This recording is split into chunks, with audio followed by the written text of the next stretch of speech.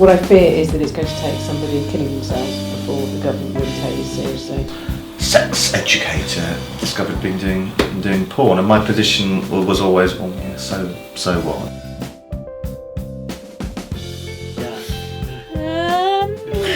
What did I do? They just showed us pictures of STDs and told us that, you know, your dick's gonna rot off.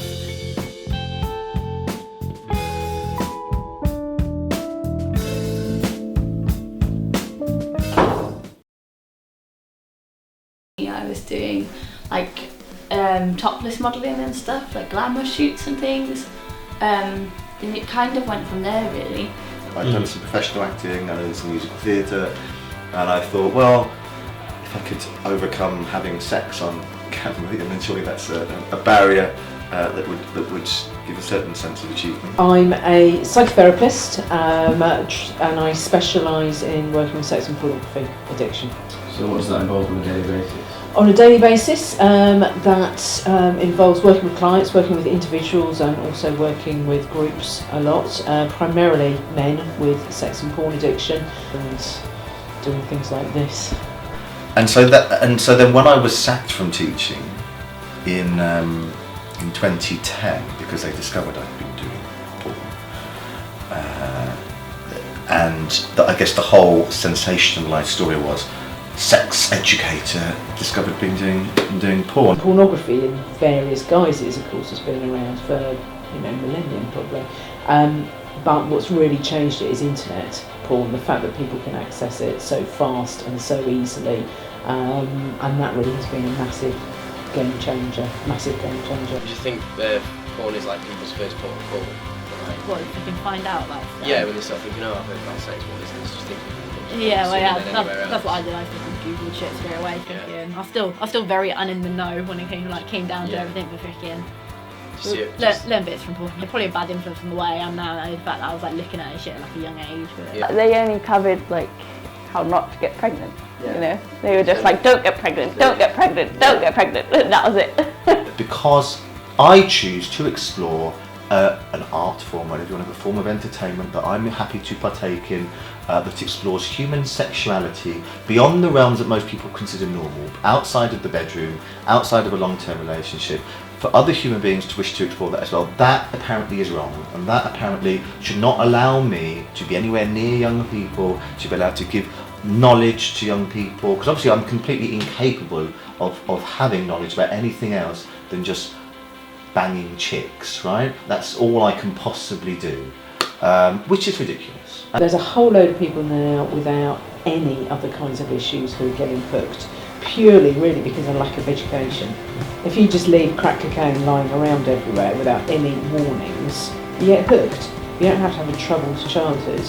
You know, we blocked certain sites at school, not even porn sites. YouTube was blocked, for instance. They would find a way to get YouTube. They use these, what they call these sites where you can go through and it Yeah. I can't remember what they're called. The proxy sites. Proxy sites, Yeah. exactly. And they would be, well, walk in during lunchtime and see them watching YouTube. I think if there is somebody in every single school up and down the land that young people felt they could go to talk about sex in a non-judgmental fashion, particularly important in, I guess, some of the religious schools where they're always going to feel like they're going to be judged because they think all their teachers are affiliated to that religion, which isn't always true actually. During puberty and adolescence, early adolescence, you're more likely to get hooked on porn as a way of escaping because you've got problems and you've got porn and you've just discovered your penis. That's it, recipe for disaster. If you could like say one thing to a child now that's just started discovering pornography, what would you tell them about it? I think that I would definitely say to them that there's absolutely nothing wrong with enjoying porn, but I think my rule is the same for everything. I think you can enjoy everything in moderation. That maybe, I think you can probably watch too much porn, definitely, but people can drink too much, people can smoke too much, people can be too lazy, do you know what I mean? Everything's good. You eat too much chocolate, you'll get fat. You eat too much, you watch too much porn, it's probably not good for you, but everything is good in moderation. I think most pornographers see themselves as a source of entertainment for adults.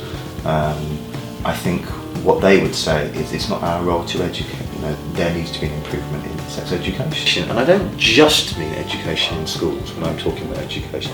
That's a crucial place. But I'm talking about across the board, and the way we change our whole attitude generally towards sex, which has to be reflected in the media, has to be reflected in all the kind of services that are provided to young people as well, and so that it's reinforced across the whole country. Somebody years ago suggested that if you watch more than 11 hours a week of porn, you may have an issue.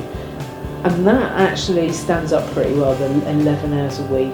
It's quite a lot. And Holland's not a perfect country, don't get me wrong, I'm not saying it's some kind of heaven here, but they have a much more different attitude towards sex, the way sex is portrayed, the way you view it in the media. It's there, you know it's there. Sex shops, they don't blacken out the front of sex shops. Children, if they wanted to, could stand outside a sex shop and look through the window and see all the products. They don't, because they're not that curious about it. Why aren't they curious about it? Because if they've got questions, they can go and get them answered. It's like they're saying there's like a normal sex. Well, there's not normal sex, really, is there? I think that's where they're going wrong. They're trying to say that any other type of sex is normal, except for in the missionary style, a man and woman. Yeah. But everyone knows that that's not. There is no such thing as normal sex, I don't think, anymore. The weirder the video, the more views that it gets, the more controversial, like you said about the stepbrother thing. What's that all Yeah, about? do you want relation. to talk about the stepmother? Okay, and it was me and my stepdad.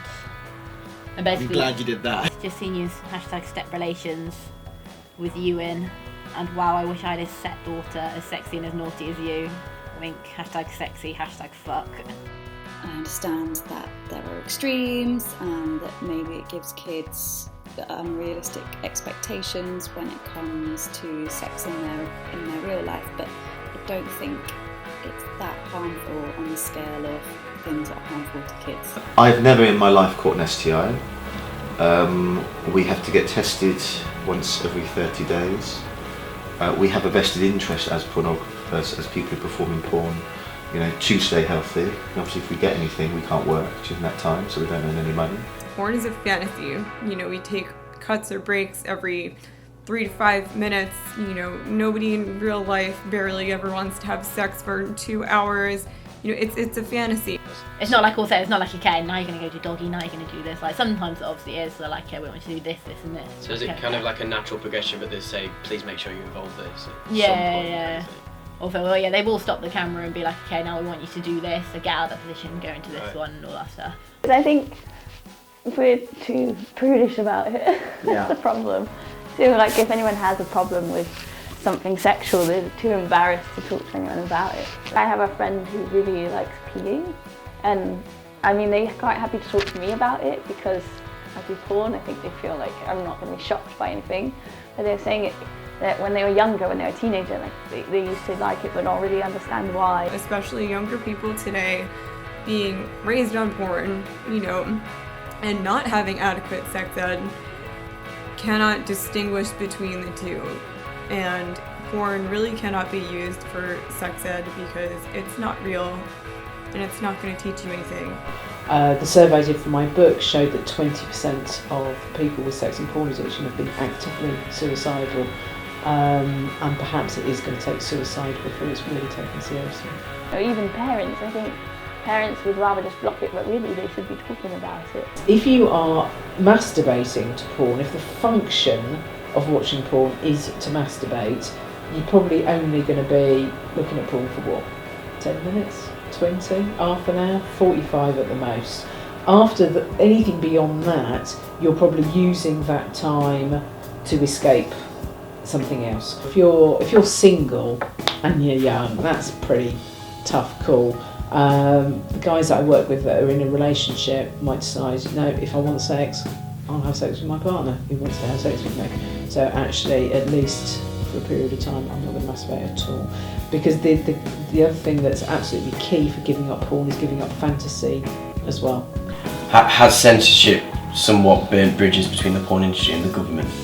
I think that what's frustrating for those of us like me is that they seem to be taking these decisions based on their own senses.